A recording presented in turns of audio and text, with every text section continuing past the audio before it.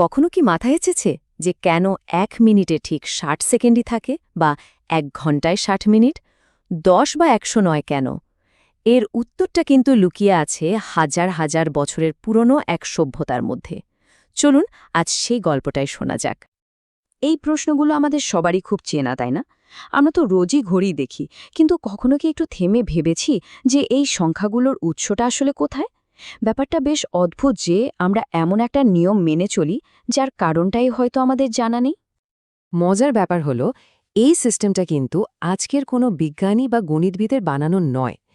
এর জন্য আমাদের ফিরে যেতে হবে, ভাবা যায়, প্রায় 4000 বছর পেছনে, যখন সভ্যতা সবে মাত্র তার ভিত গড়ছিল। তো চলুন আর দেরি না করে সোজা চলে যাই ইতিহাসের সেই অধ্যায়ে যেখানে এই অসাধারণ পদ্ধতিটার জন্ম হয়েছিল। আজ থেকে প্রায় 4000 বছর আগের কথা, মেসোপটেমিয়া অঞ্চলে গড়ে উঠেছিল এক অসাধারণ সভ্যতা, ব্যাবিলনীয় সভ্যতা। আর আমাদের আজকের সময় গোনার গল্পের শুরুটাও কিন্তু তাদের হাত ধরেই। ওরা না আমাদের মতো 10 করে গুনত না, ওদের গোনার ভিত্তি ছিল 60। এই বিশেষ সিস্টেমটাকে বলা হয় সেক্সাজেসিমাল সিস্টেম বা 60-মূলক পদ্ধতি। আর এখানেই কিন্তু লুকিয়ে আছে পুরো রহস্যের সমাধান। কিন্তু এখন আসল প্রশ্নটায় আসা যাক, এত সংখ্যা থাকতে ব্যাবিলনিয়ানরা ঠিক 60কেই বাঁচল কেন? কি এমন বিশেষত্ব ছিল এই সংখ্যাটার? এই যে সংখ্যাটা দেখছেন 60, এটাই হলো সবকিছুর মূলে।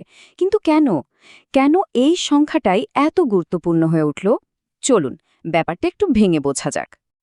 দেখুন, 60 সংখ্যাটা কিন্তু এক কথায় অসাধারণ, কারণ একে আপনি সহজেই 2, 3, 4, 5, 6 এই সবগুলো ছোট সংখ্যা দিয়েই ভাগ করে ফেলতে পারবেন।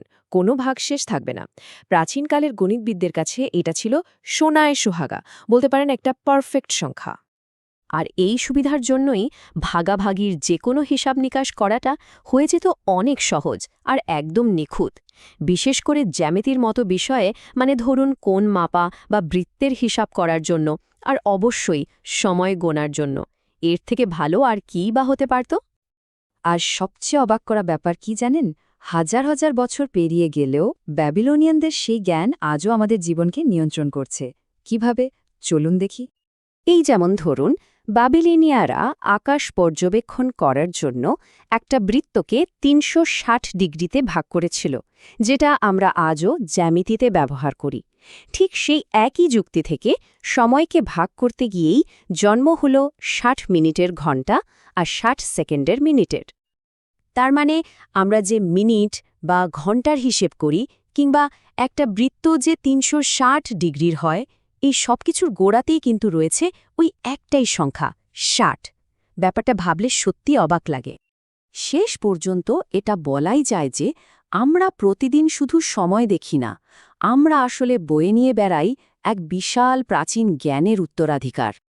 তাই পরের বার যখন ঘড়ির দিকে তাকাবেন, একবার ভেবে দেখবেন আপনি শুধু সময় দেখছেন না, আপনি আসলে দেখছেন প্রায় 4000 বছরের পুরনো মেসোপটেমিয়া গণিতের এক জীবন্ত ইতিহাস, যা আজও আমাদের পৃথিবীকে একইভাবে চালিয়ে নিয়ে যাচ্ছে।